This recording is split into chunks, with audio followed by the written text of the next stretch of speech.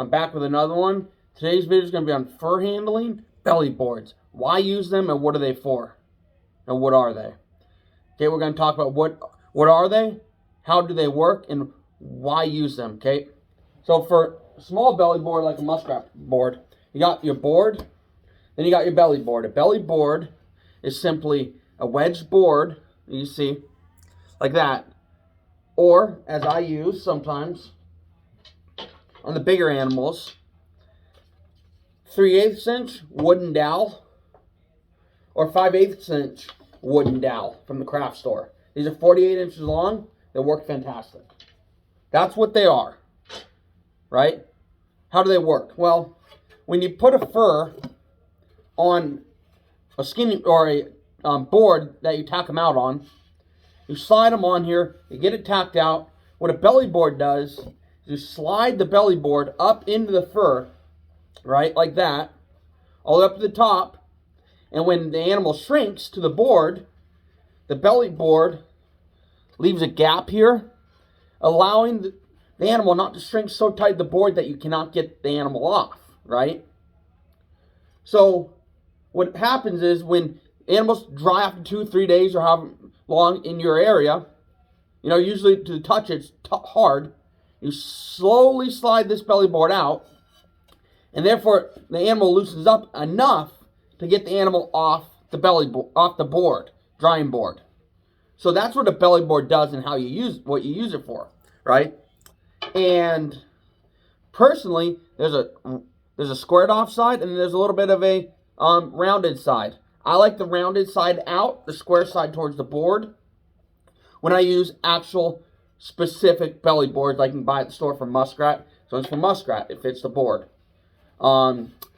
Furthermore, what I will do is with Raccoon, instead of using, I just went to the craft store because I was cheap, and I bought a 5/8 inch dowel. It's just craft store, dowel. Coat racks, whatever they use these little things for. For a Raccoon board, I'll take a 48 inch dowel, stick one in this side, all the way up to the top, there, all the way, right, the top. And I use the mouth will be here, and I'll usually just enough to stick where I see the board coming out the base of the mouth. And on Raccoons, I'll put one in, and sometimes I'll put a second one in on the same side, just to give a little bit bigger gap. So when I pull it out, it's easier to get off these super long boards, right? Because sometimes the longer the board, the more grip the pelt has to the board, making it harder to get off. Even these small ones, they grip tight because they shrink. They really dry tough to the board. On the otter boards that are even longer animals, I'll put two of these in one side, and I'll put one in the other side, so it gives even more, a little bit more, when it shrinks, more area for it to loosen up so I can pull it off the board. Because it really does, if you don't do that, you are going to have a hard time getting the pelts off the board.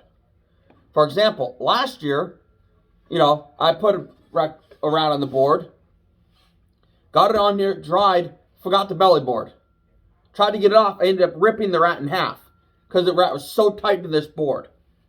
So that's why you gotta put belly boards on your pelts. It's very important. It's so you can get them off the wood. People talk about wire stretchers, but I don't like wire stretchers personally because it's personal preference. I don't like them because when you finish a fur, you can get that perfect line here, like Iowa Trapper mentioned the other day, in one of his lives. That little bit, instead of having with the wire where you have a little bit of arch here, that arch may make the difference where you're holding the fur on the wire instead of tacking them straight like on board. That may make the difference from a 3X coon or a 2X coon to the 3X coon. So it may be that in a good year, that may be $8 difference on your pelt, almost $10. So that's why boards look good, and boards, they just look fuller. But some people would disagree. That's okay. Everybody has their own way of doing it. But with boards, you got to use with drying boards, you got to use belly boards. Wire racks, you don't have to. That's a few ways I use belly boards. Few items I use. Each size board has, and each animal has their own type of belly boards. That being said, I like using the wooden dowels just because they're easy to get. You don't have to wait for shipping and go down to the craft store and get them. These are 48 inch by 5/8 inch and 48 inch by 3/8 inch. And on the bigger animals like coyotes that I don't do, but I would if I had them, you know, based off what my experience with the otters and longer animals. So I put a 5/8 inch dowel rod on one side, 2 3/8 inch on the other, pull the rods out when it's done drying, and then slide the pelt off. And it makes it very easy to get off the boards. Like I said, I'll repeat myself once again. If you do not use these dowels, you're risking ripping the pelt and problems like that. Iowa Trapper yesterday in his live mentioned that if you do have a problem with your pelt freezing the board and you happen to forget, or if you get stuck to the board, if you happen to forget your belly boards, put it in the freezer. The drying board will shrink, and then you can pull the animal off. That's a trick that he learned that he talked about yesterday in his live. But that's the trick you can use if you do happen to forget when you do tons of animals. Have a good day. I hope this helps and it helped and explained why belly boards are important.